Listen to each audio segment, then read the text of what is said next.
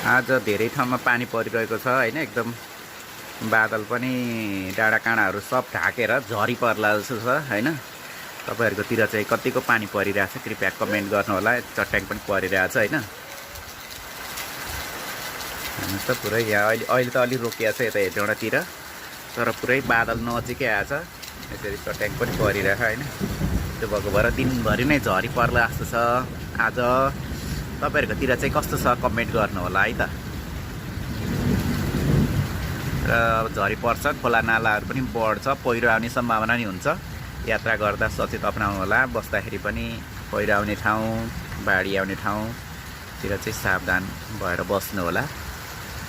जगत न्युजलाई कृपया फलो गर्नुहोला, सब्सक्राइब पनि गरिदिनु होला युट्युबमा र अरू प्लेटफर्महरूमा, अरू सोसियल मिडियामा फलो गरिदिनु होला। Thank you.